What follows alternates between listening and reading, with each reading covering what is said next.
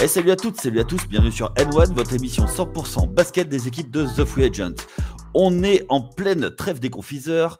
Vous l'avez vu, il y a eu les awards en début de semaine avec Chris et Anna qui ont donné les awards de la saison. Et donc, nous, on vous a également concocté une surprise, un cadeau. Aujourd'hui, on a le plaisir de recevoir un de mes amis très proches qui nous fait l'honneur de venir sur le podcast pour parler de beaucoup de choses sur le basket. La NBA, bien entendu, mais également le basket en Europe, le basket féminin. Vous l'avez déjà entendu sur les antennes de The Free Agent. Et bien, on a le plaisir de recevoir Vincent Bourdeau. Salut Vince, comment ça va? Salut mon Yaya, ça va très bien, ça va Bon. très bien. Très heureux, très content d'être parmi vous, d'être avec toi. Eh bien, Ce petit écoute, moment. c'est avec grand plaisir qu'on te reçoit à nouveau. On t'avait entendu il y a 2 ans à peu près pour nous parler de formation. On va encore parler de formation puisque c'est ton job, la formation. Mais avant de rentrer dans le vif du sujet, est-ce que tu peux te présenter en quelques mots ton parcours basket, où tu as commencé, tout ça? Alors où j'ai commencé, tu connais très bien parce que j'ai commencé au club de la SPTT Limoges, ça ne nous rajeunit pas, où j'ai été joueur là-bas, puis j'ai commencé à entraîner à la SPTT Limoges. Je crois même d'ailleurs avec toi au tout début, si ma mémoire Ex- ne me trompe pas. Voilà. Exactement, mais on n'a pas eu le même parcours. C'est ça. Et puis après, ben, moi, j'ai commencé à entraîner, ça a été ma passion. Et puis j'ai passé mes diplômes d'entraîneur à l'époque, Ouais, mes diplômes d'État par la suite. Et en même temps, j'avais mon cursus TAPS, ce qui m'a permis derrière de pouvoir passer mon concours de professeur de sport, pas de PS, je précise, professeur de sport. ouais. Et j'ai été nommé par la suite. Avant, je travaillais à la Ligue de Limousin de basket, en tant que cadre technique fédéral sur le pôle de l'e-sport de Limoges. Et après, j'ai eu mon poste de CTS en Champagne-Ardenne. Ensuite, j'ai eu un poste aussi en Aquitaine. J'ai eu la chance et le privilège de bosser pendant 6 ans à l'INSEP sur le pôle France. Et là, depuis cette année, je suis revenu en étant toujours sur des missions nationales sur Bordeaux, avec des missions à 50% nationales sur la formation sur le secteur féminin et en lien avec le pôle espoir aussi de Limoges. Voilà. Et puis j'ai eu le privilège aussi de pouvoir aussi coacher en étant assistant sur des équipes de France jeunes et puis après avoir en responsabilité des équipes de France jeunes, U16, U18. Donc voilà, du bonheur à ce niveau-là, tout Ouais. simplement. D'ailleurs, ça, c'est une question. Comment, en fait, tu fais la bascule entre entraîneur, bah, j'ai envie de dire, qui a un bon cursus, à entraîneur au niveau national? Comment ça s'est passé? Comment ça s'est passé Ça s'est passé Bien, bien, visiblement, bien, mais bien visiblement, oui, oui. Non, mais après, c'est des opportunités qu'on a dans le boulot. Et puis après, moi, j'ai commencé en tant qu'assistant. Donc, tu découvres un peu le métier quand tu as un staff. ouais, Après, sur des missions spécifiques, souvent, parce que tu as des responsabilités à l'époque, c'était plus sur de l'aspect vidéo que j'avais, moi. Et puis après, d'accord. sur de l'entraînement aussi, l'entraînement basket, voilà, tout simplement. Donc, ça permet de comprendre comment un staff est managé, comment on vit une équipe nationale aussi, parce que c'est quelque chose de particulier. C'est une session très courte avec des championnats d'Europe qui sont très condensés. Par exemple, là, les championnats d'Europe de jeunes, c'est 7 matchs en 9 jours. Donc, Ok. c'est totalement différent du métier que tu fais à l'année, dans le sens où tu es sur de la formation, sur du moyen long terme pour des jeunes que tu encadres. Ouais, Alors que là, tu as un résultat, on va dire, immédiat à avoir et tu as, on va dire, une préparation, 1 mois et demi, 2 mois à faire pour avoir le meilleur résultat possible. Donc, c'est une petite bascule à avoir, mais c'est très riche et c'est très intéressant. Et c'est encore plus intéressant maintenant du fait que, étant donné que je suis coach, j'ai forcément toute la responsabilité qui est liée du management au staff, qui est sur la planification du projet, qui est sur le suivi individuel des joueuses, qui est sur l'harmonisation qu'on peut avoir dans les contenus, sur les décisions à prendre aussi par rapport au choix d'équipe, parce que forcément aussi il faut trancher, donc il y a aussi cette capacité aussi qu'il faut avoir à un moment prendre des décisions en prenant toutes les informations que tu peux avoir via ton staff et via ce que te donnent aussi les joueuses dans leur performance. ouais, ça va faire partie de la discussion. Comment ça va se passer? Bah, écoute, on va déjà parler un petit peu de tout ce qui est autour de l'entraînement. Ensuite, moi, ce que je te propose, c'est parler sur des choses un peu différentes. C'est l'évolution, comment les profils de joueurs, joueuses ont changé et avec qu'est-ce qu'a été l'initiative de ces changements. Et enfin, on finira par ta spécialité, la formation et le côté individuel et notamment avec un peu de perspective, comment le jeu a fait que euh, maintenant, aujourd'hui, il y a de l'individualisation. Ça te va? Ça me va. Ça me va. Pour toi, est-ce que tu fais une distinction entre, je demande ça à tous les coachs que l'on reçoit, est-ce que tu fais une distinction entre le coaching en tant que tel, c'est-à-dire que la gestion de l'équipe pendant le match, et l'entraînement, c'est-à-dire le développement du joueur, savoir les préparer justement par rapport à la fois au match, mais aussi à des évolutions beaucoup plus longues, c'est-à-dire de faire devenir des professionnels. Il y a quand même des petites nuances parce que des fois, il y a un dicton qui dit on peut être un très bon coach, un entraîneur un peu moyen ou l'inverse. C'est que c'est quand même pas les mêmes rôles dans les fondements. Dans le sens qu'entraîner, oui, t'es sur des choses qui sont liées à des aspects tactiques, à des aspects techniques que tu dois mettre en lien par rapport au match que tu vas aborder. Et quand tu es dans le coaching après en match, tu as quand même quelque chose qui est dans l'immédiateté, qui est Ouais. dans la réaction, qui est dans des prises de décision par rapport à des adaptations que tu peux bien sûr créer dans l'entraînement, mais qui sont légèrement quand même différentes en match parce que tu as un aspect aussi, on va dire, prise de décision où, en fin de compte, tu peux pas te rattraper, quoi. À l'entraînement, tu peux des fois broder en match quand tu prends une décision, bah, ça a un impact encore plus puissant. Et puis, il y a des paramètres aussi que tu ne peux pas avoir aussi à l'entraînement qui sont liés à l'environnement, qui sont liés bien évidemment à la pression que tu peux avoir d'un public, qui sont liés à la pression d'un jeune résultat. Ça, il faut Ouais. pas l'oublier parce que ça a aussi des incidences. Donc forcément, c'est des choses qui sont légèrement, à mon avis, qui sont légèrement différentes et qui sont complémentaires. Et actuellement, peut-être ce qu'il y a, c'est qu'on forme peut-être aussi beaucoup d'entraîneurs, mais dans la formation, des fois, alors je dis pas ça pour nous parce que je pense que ça a évolué. Mais moi, par rapport à mon cursus, c'est vrai que quand on dit coacher, c'était pas quelque chose qu'on abordait forcément. On le faisait un petit peu sur le tas. Alors que c'est quelque chose, je pense, qui s'entraîne et qui est pas quelque chose d'inné, quoi. Voilà. D'ailleurs, la formation des entraîneurs françaises est reconnue parce qu'on est très très Mmh, bon, mais en tout à termes fait. de coach à l'étranger, ils sont pas très très demandés, les Français. Enfin, je te parle hommes, femmes, ça change un petit peu, mais en dehors de la langue anglaise qui est peu pratiquée, euh, l'influence qu'ont les coachs sur le jeu, notamment pression sur les arbitres, pression sur décision, est-ce que ça c'est quelque chose euh, qui manque un petit peu dans le cursus? Voilà. Je vais revenir sur le fait que par rapport à ce que tu disais, c'est en train de bouger, je pense, hein, quand même un petit peu. Parce que tu parlais Ouais, de peut-être que la barrière de la langue anglaise a peut-être un moment limité certaines choses. Après, je pense que je connais moins tout ce qui est le milieu pro dans les détails, mais force est de constater que, par exemple, sur le secteur féminin, les lignes bougent. On a quand oui, même des coachs qui sont de plus en plus reconnus. On a Valérie Garnier qui est au Fener en Turquie. On a Rachid Méziane qui va quand même aller à Connecticut. ouais. Voilà, on a eu quand même Julie Barème qui a été coach sur la sélection des Pays-Bas aussi. Donc, François Gomez aussi avec la Suède. Donc il y a quand même des coachs qui commencent quand même à s'exporter. Donc il y a quand même, je pense, une mise en valeur comme tu dis, de la formation d'entraîneur à la française. Après, pour voir peut-être un petit peu de loin ce qui se passe, je pense qu'aussi le secteur pro, c'est quand même un secteur peut-être qui peut-être aussi où il y a peut-être comment dirais-je, peut-être des codes, peut-être aussi des représentations qui sont faites et peut-être qu'on en pâtit depuis certaines années, mais je pense que c'est aussi, aussi en train de bouger. Alors chez les mecs, c'est peut-être plus compliqué parce que quand on regarde aussi l'Euroleague masculine, tu vois, les coachs, il n'y a pas forcément énormément de rotation. C'est quand même des coachs sans critiquer. Les coachs sont très forts, très compétents. Il n'y a pas de souci là-dessus. Mais c'est quand même assez fermé.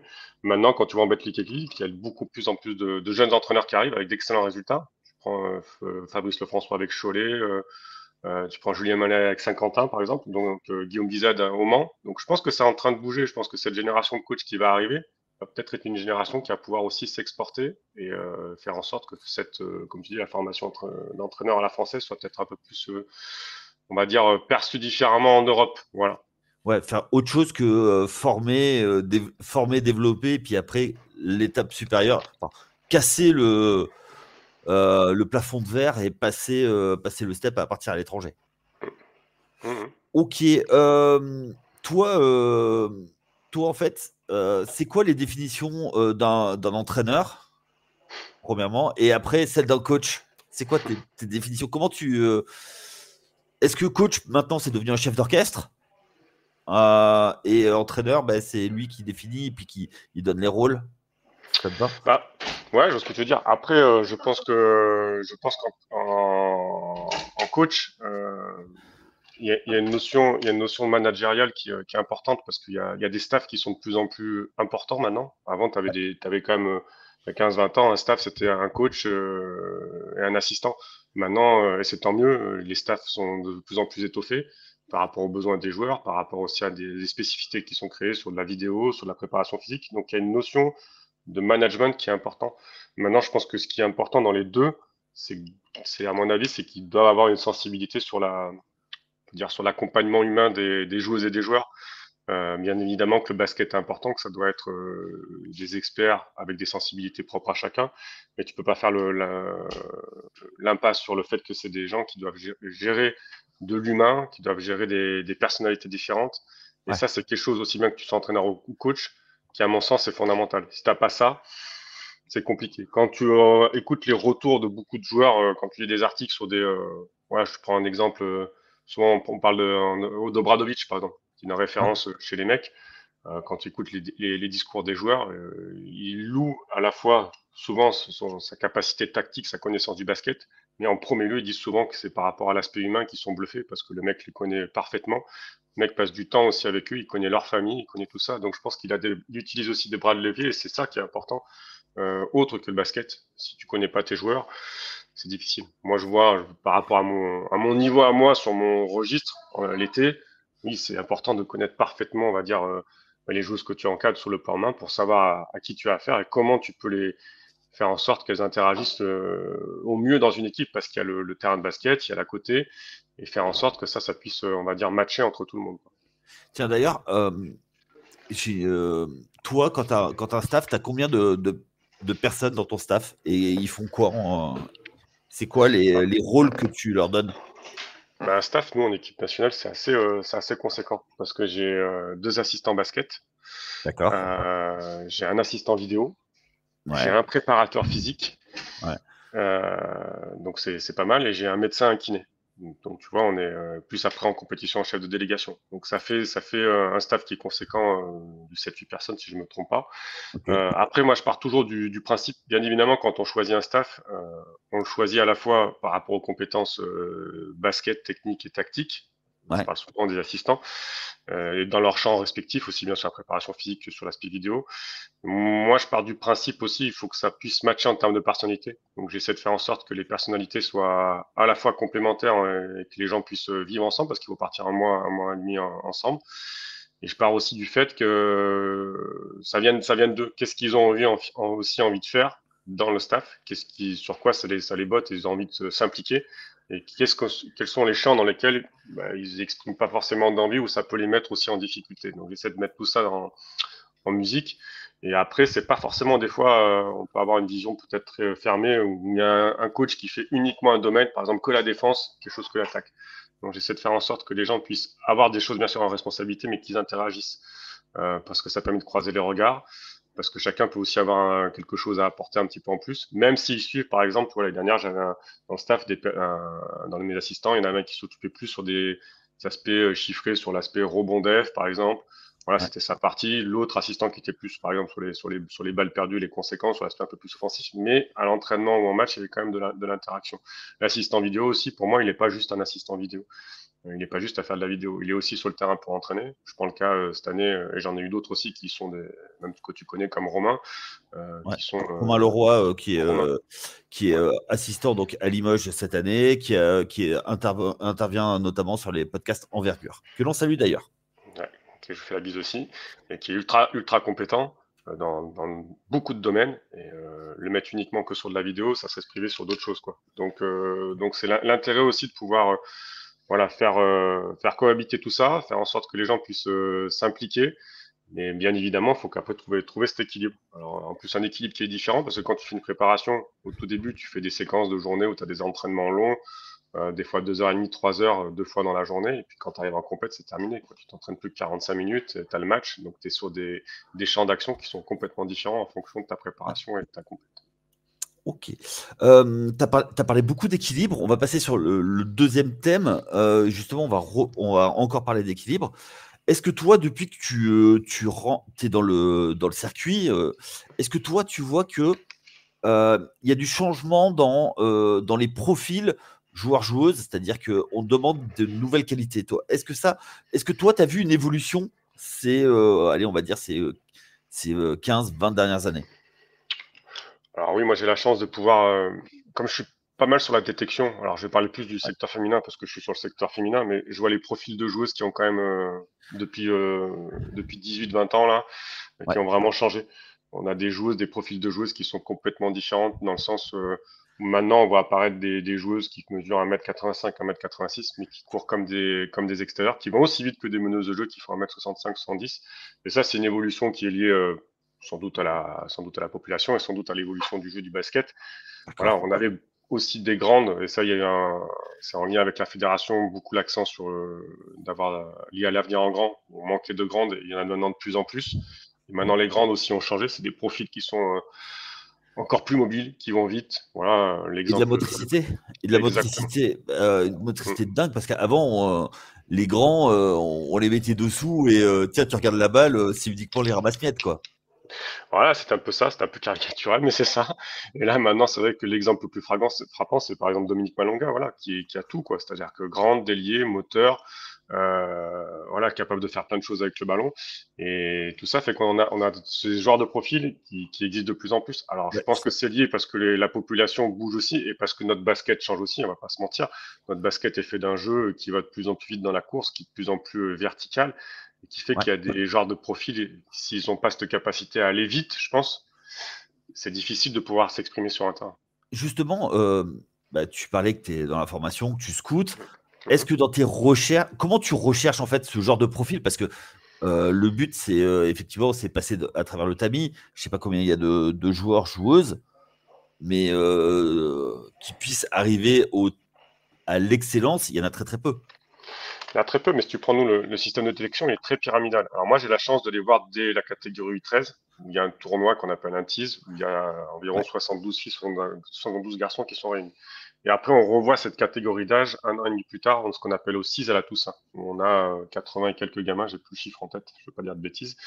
ouais, Donc on voit déjà si entre U13 et U15, il y a déjà des joueuses et des joueurs enfin là je parle des joueuses uniquement qui sont toujours là ou qui ont disparu. Et ouais. après on les revoit au camp national à Noël où là il n'y a plus que 36 joueuses. Et après au test au Pôle France en mars il n'y en a plus que 20. Donc tu vois que c'est assez déjà pyramidal, tu vois dans le truc. Ouais. Après j'ai envie de te dire dans la détection, il y a différents cas. J'ai envie de te dire une Dominique Malanga, une Leila Lacan. J'ai un collègue qui dit ça, le gardien du gymnase, il va la détecter sans faire injure. C'est-à-dire que c'est des gens qui sont hors normes et que ça, dans la détection, c'est sûr que c'est... Voilà, on sait que Dominique Malonga, elle a toutes les prédispositions pour aller au plus haut niveau. Il y a pas de quasiment aucune interrogation. Bien évidemment, il faut creuser pour voir ce qu'il en est sur le plan humain, sur plein de petites choses aussi. Ça, on le fait comme chaque joueuse. Donc ça, c'est cette première catégorie, j'ai envie de te dire, qu'on appelle, nous, des incontournables. Bon, ça, c'est comme le nez au milieu d'une figure. Et puis après, tu as d'autres profils, et c'est là où c'est l'intérêt dans la détection, c'est que tu as des joueuses qui sont à forte potentialité, voilà, Ouais. mais est-ce qu'elles pourront aller ou pas au plus haut niveau, parce qu'il peut y avoir quelques petites interrogations, qui soient sur le plan physique ou sur le plan encore basket ou sur le plan humain, tu vois. Donc ça, c'est des, mais qui ont quand même des prédispositions pour. Tu as des joueuses aussi, alors, il faut pas trop les ranger dans des catégories, mais c'est pour avoir un peu plus, pour que ça soit plus clair, qui sont des fois, on peut dire, un peu opérationnelles, dans le sens où dans leur catégorie d'âge, pardon, excuse-moi, elles sont très impactantes, avec un fort niveau de performance. Mais est-ce qu'elles pourront continuer à progresser plus tard, parce qu'elles sont peut-être dominantes aujourd'hui? Ça, c'est une vraie interrogation. C'est pas pour autant qu'elles ne pourront pas. Mais tu peux avoir un petit doute. Et puis, tu as des joueuses aussi qu'on appelle un peu plus, nous, ce qu'on appelle peut-être un peu plus prospect. Ouais. Des joueuses qui sont pas prêtes aujourd'hui en termes de maturité physique, qui vont peut-être encore grandir, qui vont prendre un petit peu aussi un peu de volume et qui aujourd'hui ne peuvent pas s'exprimer parce que l'opposition fait que c'est dur pour elles. Mais tu te dis, peut-être dans 2-3 ans, quand elles seront transformées physiquement, quand elles auront eu un bagage technique un peu plus poussé encore, ça va peut-être être des joueuses qui vont être fortement à suivre. Voilà. Donc ça, c'est l'intérêt dans la détection, de recouper les informations avec les entraîneurs dépôt, dans les tournois dans lesquels on peut les retrouver, de les suivre au travers d'un certain nombre d'informations, qui soient sur le basket ou extra basket, qu'on peut Ouais. collecter et qui peuvent nous permettre, pardon, d'avoir un maximum d'informations pour éventuellement se projeter. Je rappelle que c'est quand même pas non plus la détection, c'est pas rationnel non plus. C'est pas une science exacte. Voilà. Ouais, c'est ça, ouais. D'ailleurs, en parlant de ça, est-ce que toi, depuis le temps, tu as vu que d'année en année, ça peut changer? Alors, tu vas plus aller chercher un physique, Une année, tu vas aller plus chercher des joueuses qui ont un feeling, qui savent lire déjà tout de suite et ou être la capacité d'apprendre parce que quand tu es gamin, que tu es dominant, que tu es dans ton championnat U13, que tu es le meilleur joueur de ta région, ça va aller. Mais face à la difficulté, comment tu sais si tu vas pouvoir t'adapter, être capable d'apprendre la culture tactique? Est-ce que ça, c'est quelque chose où tu vas essayer de trouver ça? Après ça, on le voit au travers les regroupements que l'on a, parce que c'est des Ouais, regroupements où il y a à la fois souvent des entraînements et des matchs. Donc, ce ok. qui nous permet, nous, de voir les joueuses à la fois dans des situations d'entraînement qui peuvent être des entraînements par poste ou des entraînements pré-collectifs, où on évalue déjà si les joueuses sont en capacité à recevoir une information et pour pouvoir éventuellement la mettre en place sur le terrain, voire de transformer. Donc, on voit s'il peut y avoir des limites ou pas. Et après, de voir dans une opposition où forcément, comme j'ai pu te le dire auparavant, le niveau augmente, le step augmente. Donc, c'est pas le championnat dans lequel elles évoluent. Donc là, on va dans une forte opposition si elles sont capables d'évoluer ou pas. Donc, ça fait un bon mélange entre le terrain, l'entraînement, ce qu'on voit, et la compétition dans laquelle elles sont, où on voit si elles sont capables d'eux ou pas. En plus d'autres éléments qu'on évalue au terrain, par exemple, d'entretien. Hein pour sur le plan humain. Et ça, c'est quelque chose qu'on peut évaluer et qui nous permet d'évaluer encore mieux les choses. Je change complètement de sujet, mais là, c'est juste par culture personnelle. Est-ce que toi, en tant que coach, tu es capable en cours de match, on sait qu'aujourd'hui, le pick and roll est devenu un incontournable, de changer, par exemple, les défenses de pick and roll. Tu as des joueuses qui sont capables, dès les catégories que tu avais les U16 cette année, euh, de changer complètement de tactique en disant on arrête je sais pas moi, de switcher, on arrête et maintenant on défend comme ça. Est-ce que ça aujourd'hui, tu es capable de l'apprendre à tes filles, à des filles dans le cursus de formation? Oui, on peut l'apprendre. Après, je pense que les filles deviennent de plus en expertes. Moi, j'avais par exemple le U16 cet été. Ouais. U18, U20, je pense que c'est plus simple de pianoter là-dessus. U16, il y a encore une culture qui est en construction. Alors oui, quand on préparait des matchs, on avait une défense type sur des pics qui étaient soit des pics axiaux, soit des pics à 45, soit voilà, des pics à elbow, qui pouvaient être légèrement différents, même si on essaie Alors, d'avoir quand même une est-ce continuité. je vais juste expliquer à nos auditeurs, quand on Vas-y. parle de pick, c'est un écran pour jouer un pick and roll et l'attaque adverse change en fonction de la tactique qu'il veut utiliser. Et donc toi, en réponse, tu as une réponse type en début de match. Si c'est posé à tel endroit du terrain, tu changes. Enfin, tu peux avoir des différentes défenses. C'est ça? Tu peux avoir différentes défenses. On avait, par Ouais. exemple, je te prends un exemple type sur le pic axial. Nous, cet été, on avait une défense qu'on appelait du hard edge, c'est-à-dire une sortie très forte, mais en essayant de protéger un short roll, par exemple. On avait une sortie un peu différente. C'était du edge classique sur des pics à 45. Voilà, on voulait pas faire des choses qui étaient totalement différentes de l'un à l'autre. Et après, ben voilà, peut-être que nous, on a été amené des fois à pianoter par rapport à une opposition d'une équipe en disant, ben, peut-être sur un type de pic particulier, je dis bien un, mais pas 50. Voilà, on va peut-être faire une défense différente. On peut faire un glissé, on peut faire du switch, voilà, mais sur un pic pour pas amener multi-information. Parce que je pense que la difficulté ce qu'il faut avoir en tête, c'est que si on veut faire 10 000 trucs en fonction de chaque forme de jeu que l'adversaire a fait ou autre, bon, les joueuses elles vont s'y perdre et on va pas avoir quelque chose de cohérent. Donc déjà, il faut s'appuyer sur ses forces et après peut-être d'ajuster un pic. Voilà, nous c'était notre stratégie. Peut-être que de coach ferait différent. Voilà, mais je te parle moi de mon vécu.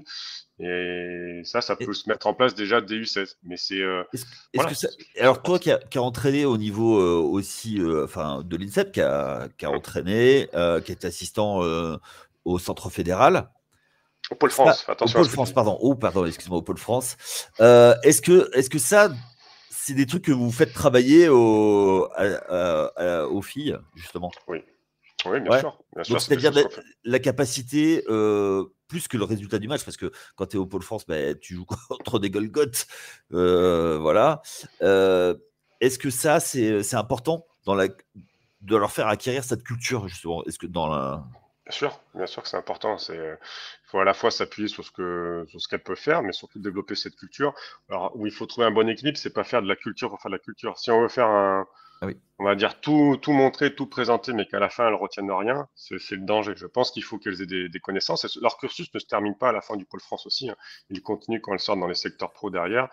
Je pense qu'on n'arrête pas sa formation à 18 ans aussi. Mais l'intérêt aussi du Pôle France, c'est de pouvoir allier cette formation individuelle qui est importante avec beaucoup de travail là-dessus, et puis de pouvoir avoir cette complémentarité avec le travail tactique en lien avec des matchs qui sont pas simples, comme tu viens de dire. Tu joues dans le championnat senior alors que tu as moins de 18 ans et tu as moins de 16 ans quand tu joues en NF1 et moins de 18 quand tu joues en Ligue 2. Ce qui n'empêche pas que ces joueuses arrivent à gagner des matchs. Voilà. Mais c'est une opposition qui est très dure et qui est super formatrice parce que tu es obligé de. Tu peux pas être. T'es obligé de trouver des solutions. T'es obligé de trouver des solutions par rapport à un truc que t'as pas, c'est-à-dire la domination physique, parce que toute leur vie, elles ont dominé physiquement, puisque c'est la crème de la crème. Hein. C'est quoi? C'est les 20 meilleurs joueurs de France de leur catégorie d'âge. 25 filles, 25 garçons. Il y en a 50. Ouais, c'est les meilleurs de leur génération. Et du coup, face à des joueurs, parce qu'en fait, il y a un vrai step entre le niveau de ce qu'on appelle de formation jusqu'à espoir et senior, quoi. Où c'est encore plus élevé. Il y a un vrai step parce que tu joues des équipes professionnelles qui, elles, jouent dans la chance du Pôle France, c'est que c'est des équipes qui sont en championnat mais qui sont pas soumises à l'obligation de descendre. Donc, ça peut enlever une certaine pression, mais c'est pas pour autant qu'il faut pas gagner les matchs. Et on apprend à gagner les matchs. Dès qu'on peut en prendre un au Pôle France, on en prend un parce que c'est apprendre aux joueuses aussi à gagner. Ça, faut pas l'oublier.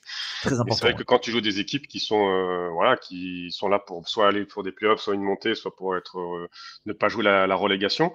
Oui, il y a des enjeux à chaque match. Il y a des enjeux forts. Les équipes en plus savent que si tu perds un match contre Pôle France, c'est peut-être double peine. Voilà, parce que forcément que en Pôle France, tu gagnes 2, 3, 4, 5 matchs joués en Ligue 2 dans l'année, c'est pas énorme. Mais voilà, tu perds des fois des matchs. Ça peut embêter de perdre contre elles, ouais. Voilà, donc c'est pour ça que les équipes, elles les prennent pas à la légère. Et dans ces équipes-là, il y a des Françaises, mais il y a aussi des joueuses étrangères d'un certain niveau, et même des fois d'un très bon niveau. Donc voilà, c'est des matchs à chaque fois, tous les week-ends, qui sont très durs, très âpres. Personne ne fait de cadeaux et on ne demande pas à ce qu'il y ait des cadeaux, tant mieux. Mais c'est formateur parce que quand tu es jeune joueuse, il faut apprendre à gérer cette difficulté-là quand même. Ouais, et puis tu as aussi des joueuses qui ont été qui font carrière, qui n'ont pas été prises au Pôle France, qui veulent se venger.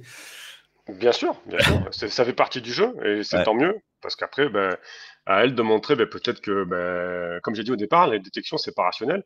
Et à elle de montrer peut-être que les coachs avaient tort de pas prendre. Et puis j'ai envie de dire que c'est tant mieux. C'est-à-dire que plus il y aura le réservoir va être grand, meilleur le niveau français sera. Je pense que si le niveau des centres de formation des clubs autour ne fait qu'augmenter, et que le Pôle France aussi garde cette qualité-là, ça ne peut faire que monter le niveau français. Voilà, je pense que c'est important. On voit avec les résultats sur les 2 dernières Olympiades où les équipes de France sont quand même été super hauts, ont été médaillés, tout ça. Il y a toute une réussite de la fédération française autour du très haut niveau dans toutes les catégories. Ouais, totalement. Quand tu prends les résultats des dernières campagnes sur les étés, c'est des résultats qui sont, j'ai envie de dire, même exceptionnels. Parce qu'il ne faut pas minimiser les choses. Souvent, on dit, les Français, ils gagnent, et puis on minimise le fait d'arriver dans les derniers carrés en finale ou gagner. Non, c'est quelque chose qui n'est pas simple. Il ne faut pas le minimiser. Moi, j'écoute souvent mes collègues, les anciens, qui disaient, c'est vrai, il y a pas si longtemps que ça dans l'espace-temps, mais il y a 30 ans, il n'y avait pas de championnat d'Europe tout le temps. On appelait ça des challenge rounds. Et les équipes de France, à cette époque-là, chez les jeunes, des fois, elles avaient même du mal à se qualifier pour un championnat d'Europe en passant par les challenge rounds. Donc, ça a changé. Ça a changé parce que les pôles espoirs ont boosté le système de formation français. Comme tu disais, les entraîneurs, le niveau des entraîneurs aussi a augmenté aussi. Donc, tout ça, c'est quelque chose qui est pas à minorer et surtout sur lequel il faut surtout pas se reposer. Parce que maintenant qu'on est, on va dire, quasiment dans le top 3 mondial, maintenant on n'est plus comme avant, on n'est plus les chasseurs, on est les chassés. C'est une petite dédicace ça pour un de mes collègues à moi qui adore le chasseur-chassé, il se reconnaîtra. Mais voilà, on est les chassés et ça veut dire que les autres maintenant vont vouloir nous cogner et vont vouloir mettre en place des stratégies pour faire aussi bien que nous, voire nous dépasser. Et à nous maintenant qu'on est à ce niveau-là, de continuer à progresser et de faire encore mieux. Et ça, c'est pas la position la plus simple. Ouais, c'est la remise en question permanente, tout ça. Ok. Il y a quelque chose dont tu as parlé tout à l'heure, c'était l'individualisation de la formation. Est-ce que toi, c'est quelque chose que tu as vu qui a beaucoup évolué ou avant, ok, le travail individuel était important, mais pour passer un step supérieur, et on développe certaines qualités plus que d'autres. Ah oui, ça a changé parce que c'est à la fois un phénomène de mode. Je trouve qu'il y a des choses positives et des choses négatives. Je trouve que les choses qui sont positives, c'est que je trouve que les joueurs sont interpellés là-dessus et essayent de se donner les moyens de travailler un peu plus en ayant ce travail individuel, ce qui n'arrivait pas il y a 20-30 ans. Donc ça Ouais. veut dire qu'il y a une prise de conscience qu'il faut travailler plus et qu'il faut se donner d'autres outils pour pouvoir être performant. Ça c'est bien. Et je pense que ça ne peut apporter que du positif. Maintenant, où il y a des choses où il faut faire attention, c'est que voilà, quand on parle d'entraîneurs individuels, alors je peux mettre les pieds dans le plat, mais il y a plein d'entraîneurs individuels, avec plus ou moins, on peut dire, de compétences. Donc peut-être que ça va s'écrémer, mais je pense qu'il faut faire attention parce que c'est pas juste parce qu'on regarde une vidéo YouTube, qu'on voit Steph Curry faire tous ses highlights sur de l'aisance, tout ça, qu'on les prend et qu'on les remet en place, qu'on va être Stephen Curry aussi derrière. Donc je trouve qu'il y a des choses qui sont beaucoup sur l'image, il faut faire attention. C'est, à mon sens, l'entraînement individuel, oui, mais à partir des besoins que la joueuse a. Et chaque joueuse a des besoins qui sont propres à elle. Elle n'a pas besoin de développer 10 000 trucs des fois, mais peut-être de renforcer un point fort ou de travailler peut-être une difficulté, mais qui soit en lien avec son profil à elle, son registre de jeu et le basket. Parce que si juste pour faire du dribble, alors que le dribble, si je dis une connerie, mais si la fille fait que du travail d'aisance autour du dribble à gogo, alors qu'elle, en fin de compte, son registre de jeu, c'est une joueuse qui est une shooteuse en bout de chaîne, ah, j'ai envie de te dire, voilà, est-ce que ça a du sens ou pas? Et moi, le dernier truc où je suis interpellé, c'est qu'on est beaucoup sur du travail individuel avec le ballon, sauf que le basket, bah, ça reste sur le terrain une joueuse qui a la balle et 9 autres qui l'ont pas. Et je me dis, ok, il y a Mais, aussi, là, je me fais l'avocat du diable, c'est-à-dire qu'il y a d'autres choses aussi qu'il faut pas oublier dans le basket. C'est surtout ouais. ça. Mais Mais tu parles c'est de ça, positif. mais quand tu es en attaque, une joueuse qui a le ballon, c'est 20% de l'attaque aussi, si tu vas par là. Si tu vas par là, oui, c'est pas faux. C'est pas faux. Ouais, non, non, mais c'est vrai, Ah, c'est vrai, c'est vrai, c'est vrai, c'est vrai. mais en fait, ce que je veux dire, c'est qu'on en a parlé ensemble, hein. Je ne vais pas faire de mystère aux auditeurs. C'est par rapport au profil NBA, arriver au bon endroit au bon moment. Est-ce que cette hyper spécialisation, parce qu'aujourd'hui, ben, à part le porteur de balle, le poseur d'écran en NBA, c'est limite du fer à cheval. C'est-à-dire que personne dans la raquette et tout le monde en périphérie, Mhm. et un joueur qui percute et qui ressort. Donc, avec des joueurs qui ont vraiment un rôle, une hyper spécialisation, est-ce que ça se voit dans le développement des joueurs ou dans la recherche de qualité des joueurs? Pas plus que ça. Ah, je pense qu'il faut faire attention. On en a parlé de cette hyper spécialisation. Parce que c'est vrai que tu prends la Ouais. NBA, je pense que les joueurs sont mis exactement dans des cases et ne font qu'une certaine chose. Je pense qu'aujourd'hui, les joueurs, sur ce que je vois, hein, ça ne reste que sur ma fenêtre à moi, euh, elles peuvent pas être que hyper spécialisées parce que le basket demande d'autres choses. C'est-à-dire que même si tu es une joueuse de bout de chaîne, j'ai envie de te dire, c'est-à-dire, quand je dis bout de chaîne, c'est-à-dire qu'il doit être sur des fins de situation, on doit prendre que des tirs à 3 points. Si tu es que dans ça, il faut faire attention parce que le basket va quand même t'amener à un moment, ça sera un incontournable à prendre le ballon, à dribbler, à utiliser sans doute aussi un pic. Et si ça t'as pas ça, ça va être difficile. Donc je mets attention en garde sur l'hyper spécialisation parce que je prends même un exemple qu'on voit en NBA, Gobert, voilà, d'extérieur. Oui, il a été hyper peut-être spécialisé, mais aujourd'hui quand il va en FIBA, est-ce qu'il est capable de prendre un tir à 3-4 mètres? Ben, j'ai pas l'impression. Alors, il est En peut-être NBA très non fort sur plus. d'autres choses. En NBA Ouais, non plus. mais je fais rien contre Gobert, hein. Non, mais je vois ce que tu veux C'est dire. un très fort joueur. Mais il faut faire attention que ça soit pas limitant parce que de toute façon, on en revient à ce qu'on disait sur le basket aussi FIBA Euroleague. Si t'es hyper spécialisé, tes failles, on va vite te les mettre en avant. Je me rappellerai toujours aussi un moment, c'était Rubio au tout début de sa carrière, quand il jouait en Euroleague.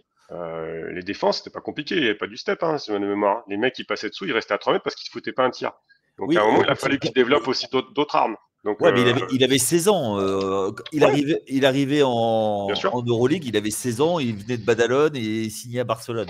Mais pour le coup, il aurait pu avoir une hyper spécialisation qui était autour de son jeu à lui, autour de la passe et de l'agressivité, et ça aurait pu le limiter. Donc je pense que l'hyper spécialisation, Mais c'est apprendre avec des passages. Je pense que le perfectionnement de tes qualités, oui, et en prenant en compte qu'il faut pas non plus rester, faut bah, pas en fin de compte trop cacher peut-être tes faiblesses. Faut faire en sorte de les minimiser, quoi.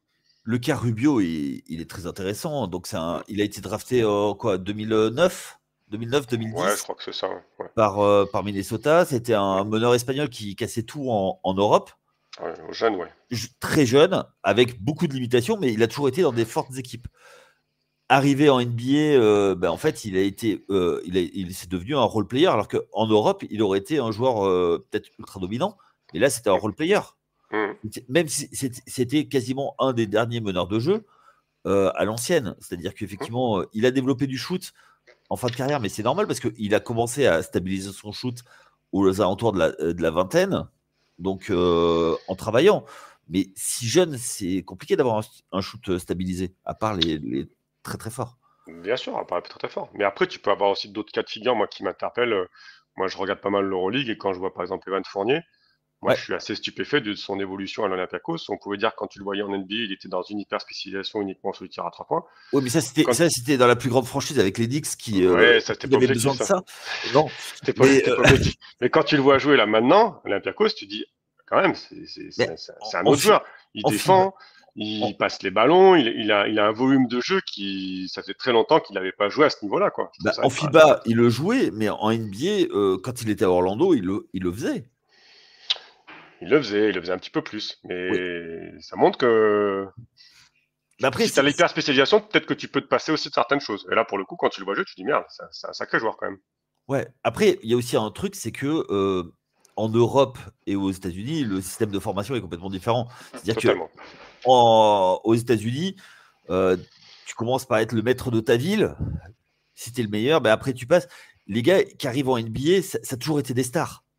C'est-à-dire que même quand ils sont passés un an en NCAA, ils ont été la star de l'équipe. C'est-à-dire qu'ils savaient pas, c'est pas eux qui allaient se mettre dans un coin et juste shooter, quoi, tu vois. Ils avaient toujours la balle, que ce soit petit ou grand. Arrivé en NBA, on leur dit non, mais il y a 12 gars qui sont 3 fois plus forts que toi. Et donc, il va pas pouvoir apporter ce qu'il apportait d'habitude sur le terrain et avoir la solution. Un joueur qui a été formé en Europe à 16 ans, tu vois, s'il est une star, on va le faire s'entraîner avec les espoirs. Il va se prendre des claques par les espoirs.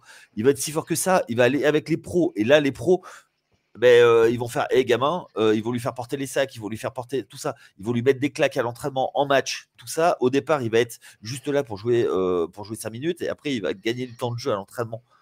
En NBA, ça n'existe pas, ça. Tu vois?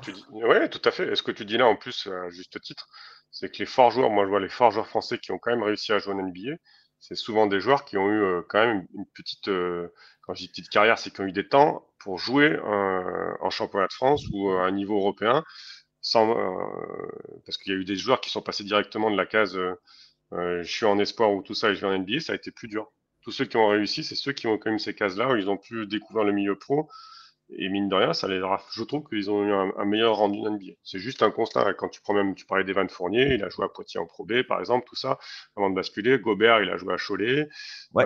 Voilà, tous ces Doncic, qui est une référence, mais il a quand même pas mal de temps, Real de Madrid avant. Donc, ces gens-là se sont conditionnés sur un championnat fort au début senior pour pouvoir aussi franchir le pas derrière. Et que, il y a eu d'autres cas, je trouve que ça a été un peu plus compliqué. Mais bon, après, ça, c'est des choix, Et hein, puis, c'est pas un jugement de valeur, hein. et puis surtout, ils ont appris à gagner leur place. Tout à fait. Parce que que ce soit en NBA ou en Europe, pour gagner du temps de jeu, des fois, c'est un peu compliqué, quoi. Et le fait que eux, dès l'âge de 16 ans, on leur ait dit, voilà, faut que tu fasses ça pour rentrer sur le terrain, pour pouvoir avoir la balle après, c'est compliqué, quoi. C'est dur à. Enfin, et puis surtout, moi, je sais pas si toi, tu es d'accord avec ça, mais comment dire ça? Le basketteur professionnel, c'est un métier qui s'apprend. Et aujourd'hui, j'ai l'impression que les Américains n'apprennent pas le métier. Ouais, Avec tout ce qu'il y a à côté. Ouais, j'ai l'impression aussi, quand tu écoutes un peu certains coachs, c'était qui j'avais vu une interview dernièrement de Glenn Doc Rivers, là, qui disait que le système de formation américain était quand même en péril et qu'ils apprenaient pas, comme tu dis, aux jeunes d'être des pros. C'est vrai qu'en Europe, tu as aussi même des équipes, il y a un Megalix en Serbie, qui sont des équipes qui préparent les jeunes, pardon, à passer le cap, parce que c'est préparation, comme tu dis, un métier, à être pro, et qui sont même des équipes qui sont on va dire, plus référencé à ça. C'est vrai que c'est, comme tu dis, c'est pas quelque chose d'inné, c'est quelque chose qui s'apprend, c'est un rythme différent et faut pas sauter cette case trop rapidement, c'est sûr, parce que derrière, il peut y avoir un gap, totalement. Ok, ben c'est là-dessus qu'on va conclure. Vince, qu'est-ce qu'on peut te souhaiter pour l'année 2025 en termes de basket? On va En parler que termes de de basket. basket, Ouais, bah, parce que perso, j'ai une compétition, j'ai un championnat d'Europe avec l'équipe de France U18, donc de d'accord. pouvoir faire le meilleur résultat possible. On verra, c'est pas simple d'être un championnat d'Europe assez conséquent parce que il y a pas mal de bonnes équipes, j'ai vu au niveau européen, donc Ouais. on verra. J'ai hâte d'y être, mais bon, il y a encore un peu de temps pour préparer tout ça. Eh ben Pour l'instant. écoute, moi, on te suivra, on fera certainement des articles sur ta campagne, puisque on a Elliot qui s'occupe de tout de côté féminin, qui a suivi la WNBA avec intention. Chris également qui a suivi la WNBA, donc on aura des connexions. Et puis également, on aura l'épisode sur les prospects. On parlera peut-être de certaines de tes joueuses, du coup, qui pourront aller voir un peu plus haut. Ok, super. Ok. En tout cas, ben, merci du temps que tu nous as accordé pour cette interview. On vous souhaite donc de passer une très bonne journée si vous êtes en journée, une très bonne soirée si vous nous écoutez en soirée. Et on vous dit à très vite sur les antennes de The Free Agent. Allez, ciao! Ciao, ciao, merci mon gars.